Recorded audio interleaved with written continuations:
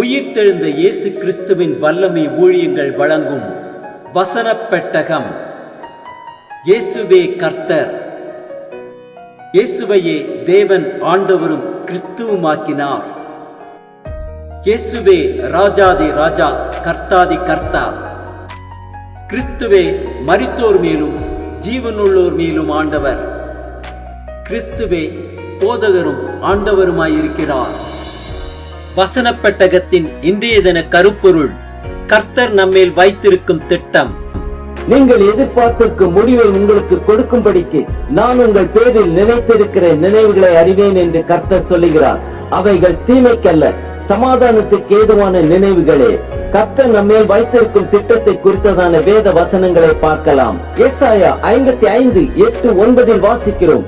என் நினைவுகள் உங்கள் நினைவுகள் அல்ல, உங்கள் வழிகள் என் வழிகளும் அல்ல என்று கர்த்தர் சொல்லுகிறார். பூமியை பார்க்கிலும் வானங்கள் எப்படி விழுந்திருக்கிறதோ அப்படியே உங்கள் வழிகளை பார்க்கிலும் என் வழிகளும், உங்கள் நினைவுகளை பார்க்கிலும் என் நினைவுகளும் உயர்ந்திருக்கிறது. சங்கீதம் 45 வாசிக்கிறோம். என் தேவனாகிய கர்த்தாவே, நீர் எங்கள் நிமித்தம் செய்த உம்முடைய அதிசயங்களும் உம்முடைய யோசனைகளும் அநேகமாயிருக்கிறது. ஒருவரும் அவைகளை உமக்கு விவரித்து சொல்ல முடியாது. நான் அவைகளை சொல்லி அறிவிக்க வேண்டுமானால் அவைகள் எண்ணிக்கைக்கு மேலானவைகள். நீதிமொழிகள் 19:21 வாசிக்கிறோம். மனுஷனுடைய இருதயத்தின் எண்ணங்கள் அநேகம், ஆனாலும் கர்த்தருடைய யோசனையே நிலைநிற்கும்.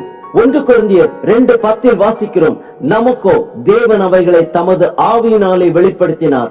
அந்த ஆவியானவர் எல்லாவற்றையும் தேவனுடைய ஆழங்களையும் ஆராய்ந்திருக்கிறார். யோபு 42:2 வாசிக்கிறோம். தேவரீர் சகலத்தையும் செய்ய வல்லவர், நீ செய்ய நினைத்தது தடைப்படாது என்பதை அறிந்திருக்கிறேன். நீதிமொழிகள் 16:1 வாசிக்கிறோம். மனதின் யோசனைகள் மனுஷனுடையது, நாவின் பிரதியுத்தரம் கர்த்தரால் வரும். 1 கொரிந்தியர் 2:7 வாசிக்கிறோம்.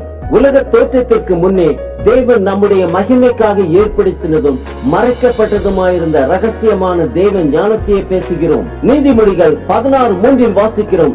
உன் செய்கைகளை கர்த்தருக்கு ஒப்புவி, அப்பொழுது உன் யோசனைகள் உறுதிப்படும். எபிரேயர் 11:40 வாசிக்கிறோம். அவர்கள் நம்மையல்லாமல் பூரணராகாதபடிக்கு விசேஷித்த நன்மையானதுண்டே தேவன் நமக்கென்று முன்னதாக நியமித்திருக்கிறார். ரோமர் 8:28 வாசிக்கிறோம். அன்றியும் அவருடைய தீர்மானத்தின்படி அழைக்கப்பட்டவர்களாய் தேவனிடத்தில் அன்பு கூறுகிறவர்களுக்கு சகலமும் நன்மைக்கு ஏதுவாக நடக்கிறது என்று அறிந்திருக்கிறோம்.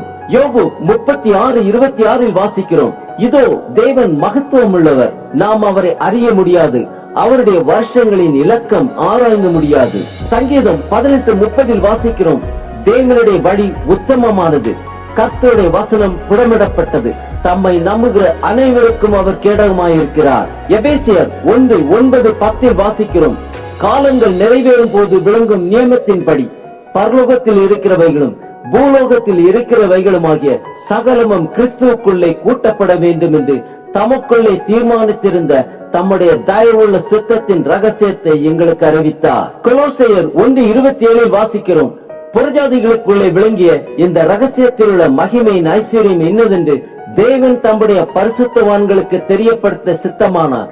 கிறிஸ்துவான ஒரு மகிமையின் நம்பிக்கையாக உங்களுக்குள் இருப்பதே அந்த ரகசியம். ஏசாயா 46:10 வாசிக்கிறோம்.